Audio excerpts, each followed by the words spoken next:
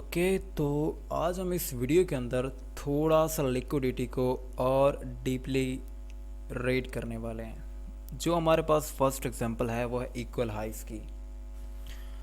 अभी ये जितने भी आपके सामने एग्जांपल शो हो रही हैं, ये लिक्विडिटी की एग्जांपल हैं कि इनके अबव, इनके बिलो, इनके ऊपर, इनके नीचे लिक्विडिटी होती है। अगर हमारे पास इक्वल हाइस होते हैं तो इसके ऊपर भी लिक्विडिटी होती है, क्योंकि यहाँ पर स्टॉप लॉसेस और ऑर्डर्स होते हैं। अगर हमारे पास इक्वल लोस हैं तो इनके नीचे भी लिक्विडिटी होती है, क्योंकि इनके नीचे स्टॉप लॉसेस और ऑर्डर्स होते हैं।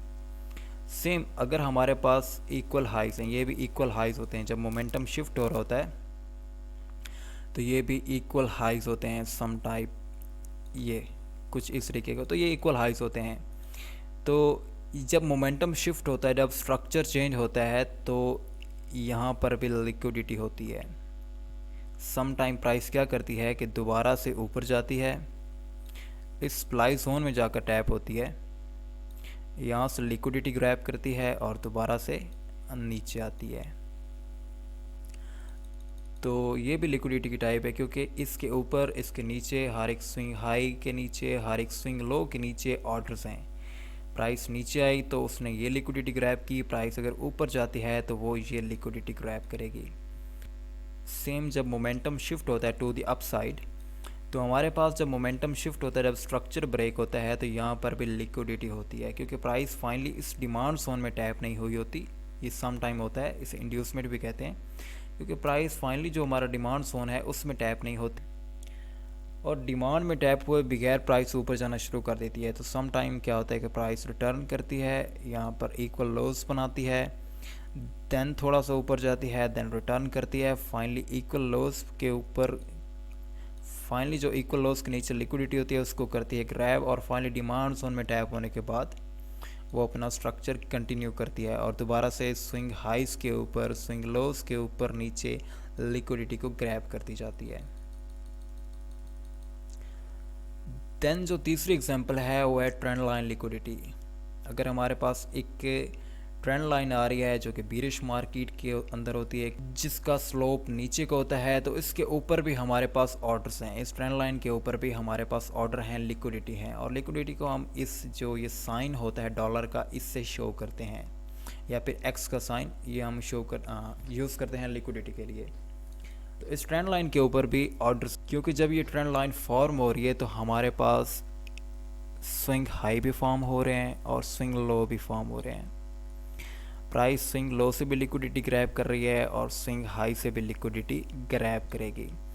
तो इस ट्रेंड लाइन के ऊपर भी हमारे पास ऑर्डर्स होते हैं, हमारे पास लिक्विडिटी होती है। सेम अगर एक ट्रेंड लाइन बीरिश मार्केट के अंदर शिफ्ट हो रही है, एक बीरिश मार्केट के अंदर वो डेवलप हो रही है, तो उसके नीचे भी ऑर्डर्स हैं, उसके नीचे भी लिक्विडिटी है। इसलिए आपने देखा होगा कि प्राइस ट्रेंड लाइन को भी नीचे ब्रेक करती है, बट फाइनली वो दोबारा से ऊपर चली जाती है। उस लोग कहते हैं फेक आउट। तो सम टाइम ये भी होता है।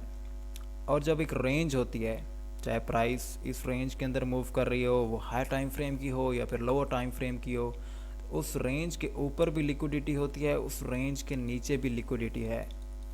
फॉर एग्जांपल इन एग्जांपल में आप देखें तो जब प्राइस एक अप ट्रेंड में है, तो प्राइस जब स्टॉप करती है एक एरिया के अंदर, प्राइस सपोर्ट और रेजिस्टेंस के बीच घूम रही होती है, तो वहाँ पर ऊपर भी हमारे पास लिक्विडिटी होती है और नीचे भी हमारे पास लिक्विडिटी होती है। सेम जब मार्केट एक बीरिश ट्रेंड के अंदर होती है, तो जब प्राइस एक जोन के अंदर मूव करती है, एक रेंज के अंदर मूव करती है, कंसोलिडेट करती है, तो इसके ऊपर भी लिक्विडिटी होती है, इसके नीचे भी लिक्विडिटी होती है। दैट्स वाई कि सम टाइम आपने देखा होगा, इसलिए सम टाइम आपने देखा होगा कि प्राइसेस जो हैं वो विक्स लगाती हैं, नीचे विक्स छोड़ती हैं, मतलब वो लिक्विडिटी ग्रैब करती हैं। अगर यहाँ से ऊपर विक्स जाती हैं, मतलब वो लिक्विडिटी ग्रैब कर रही हैं।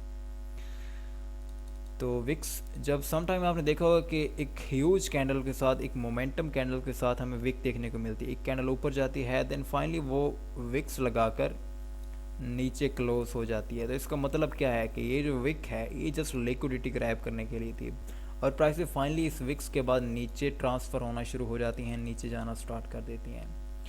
तो अभी इन चीज़ों को हम रियल चार्ट्स के ऊपर देखते हैं कि equal highs liquidity, equal lows liquidity, momentum shift liquidity और ट्रेंड लाइन लिक्विडिटी या फिर कंसोलिडेशन लिक्विडिटी हमें रियल चार्ट्स के ऊपर किस तरीके से नज़र आते हैं। तो लिक्विडिटी को रियल चार्ट्स के ऊपर देखने से पहले मैं एक चीज़ आपको वादा करता चलूँ कि सेम चीज़ कि लिक्विडिटी को जब प्राइस स्वीप करती है तो ये हर एक टाइम फ्रेम के अंदर होता है और हर एक टाइम फ्रेम के अंदर एक ही तरीके से होता है। फॉर एग्ज़ाम्पल अभी मैंने M1 का चार्ट खोल रखा है GBP JPY का। तो ये हमारे पास मोमेंटम शिफ्ट हो रहा है यहाँ पर, ओके।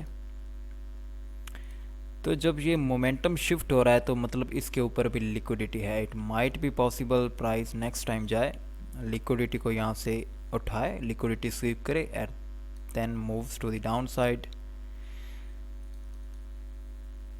अभी अगर आप यहाँ पर देखें तो ये हमारे पास इक्वल हाइस हैं, मतलब कि इनके ऊपर भी लिक्विडिटी, एक रेंज भी थी, ये इक्वल हाइस भी थे, इनके ऊपर भी लिक्विडिटी है। प्राइस ऊपर जाएगी, ये यहाँ से भी लिक्विडिटी ग्रैब करेगी क्योंकि वो नीचे से ऑलरेडी लिक्विडिटी ग्रैब कर चुकी। जब प्राइसेस नीचे आई हैं तो प्राइसेस ने नीचे वाले ऑर्डर्स कलेक्ट कर लिए हैं। अब जब वो ऊपर जाएगी तो ऊपर जो लिक्विडिटी है, जो स्टॉप लॉसेस हैं प्राइसेस, वो भी कलेक्ट करेंगी। देन हमारे पास हैं इक्वल लोज, ओके। इक्वल लोज मतलब लिक्विडिटी, प्राइस ने इनको टेक आउट करना होता है।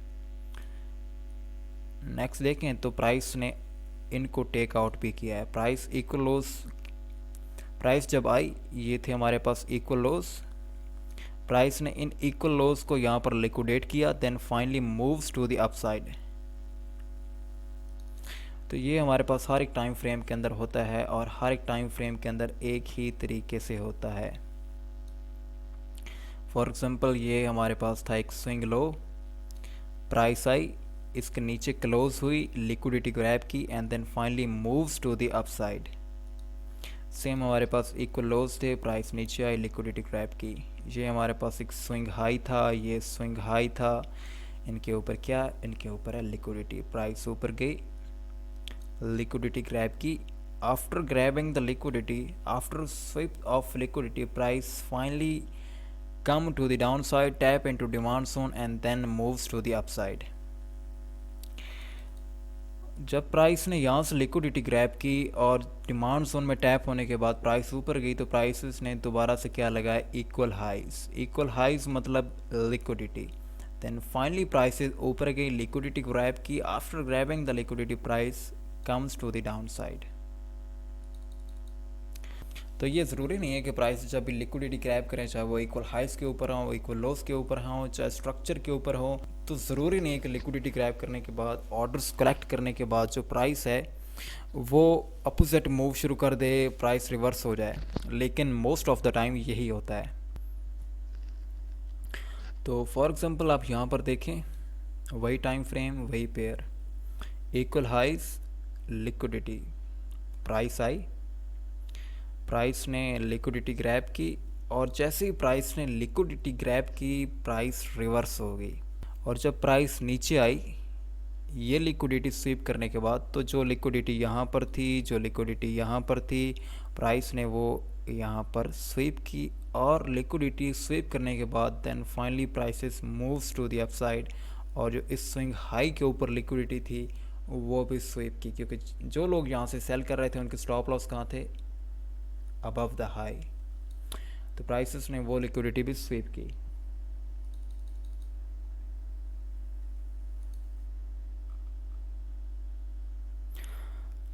अब अगर आप यहाँ पर देखें तो हमारे पास इक्वल लोज हैं ये वाले, प्राइस नीचे आई, लिक्विडिटी ग्रैब की, then moves to the upside. हमारे पास एक ट्रेंड लाइन फॉर्म हो रही थी।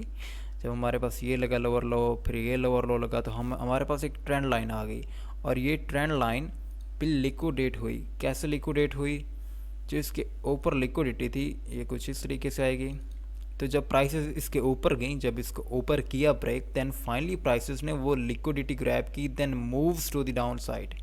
जो बची कुछ लिक्विडिटी थी जो कि इन हाइस के ऊपर थी और इस ट्रेंड लाइन के भी ऊपर थी, वो प्राइसेस ने यहाँ पर दोबारा से प्राइसेस जब ऊपर गई, ये इक्वल हाइस की लिक्विडिटी भी ग्रैब की, ये ट्रेंड लाइन की लिक्विडिटी भी ग्रैब की and then moves to the down side.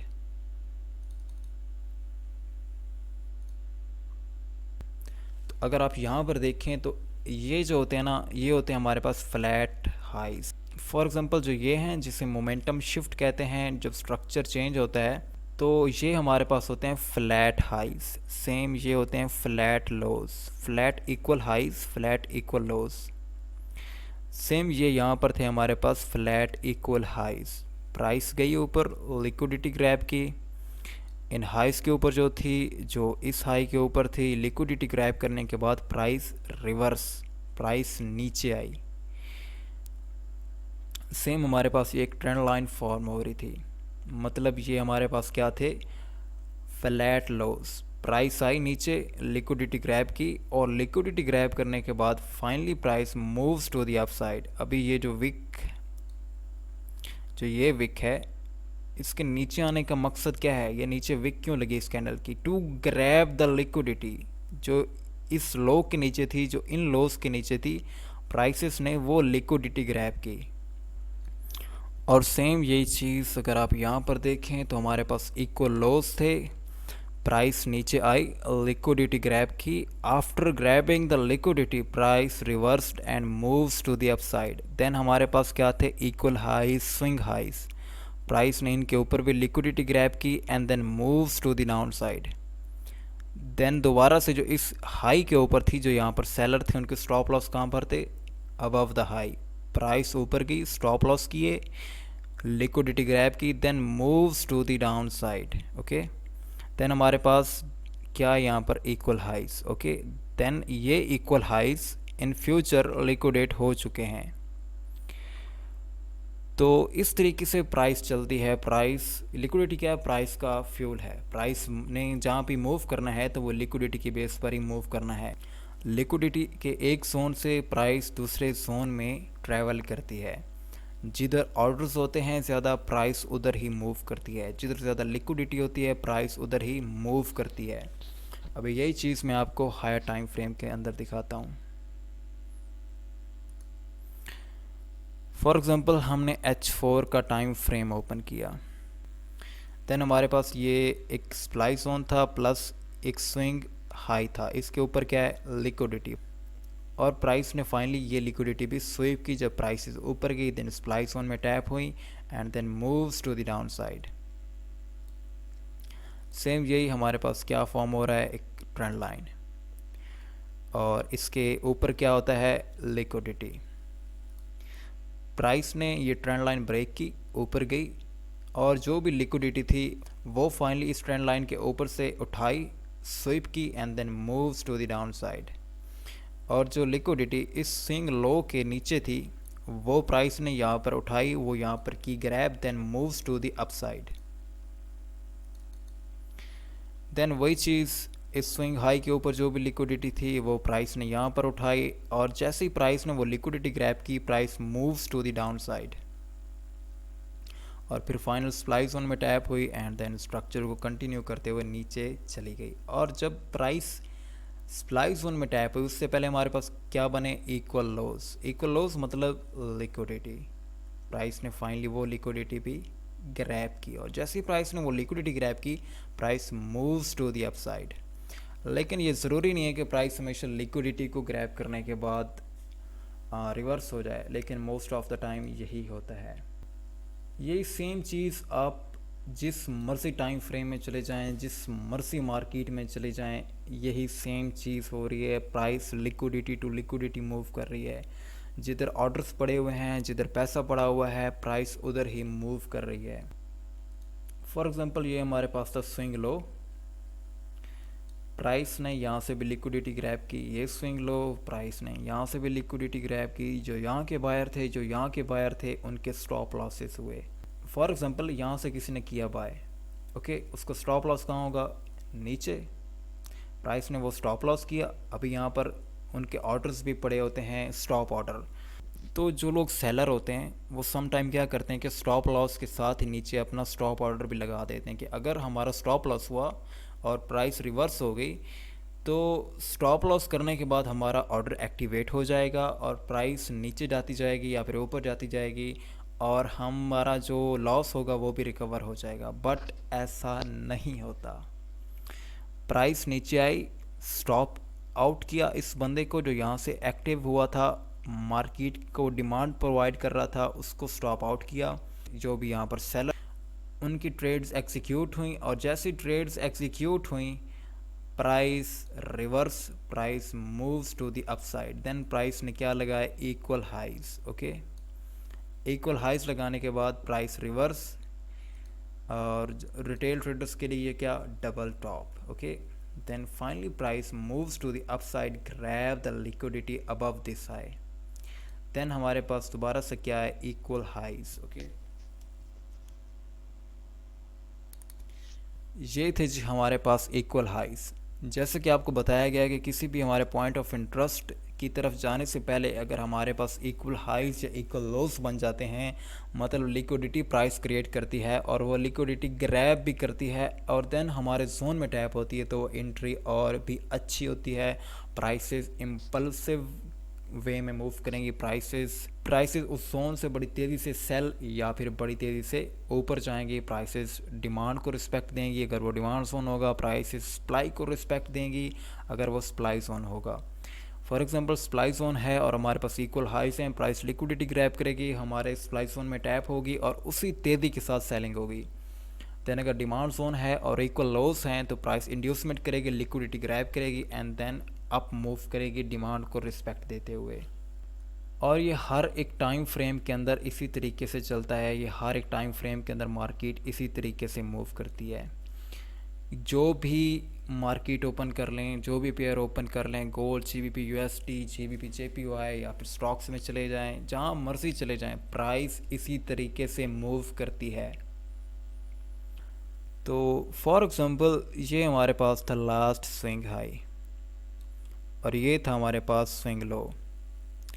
Price नीचे आई, लिक्विडिटी ग्रैब की स्विंग लो से, जैसे लिक्विडिटी ग्रैब की price reverse moves to the upside. Then swing high, price इसके ऊपर की, लिक्विडिटी ग्रैब की, then reverse and moves to the down side.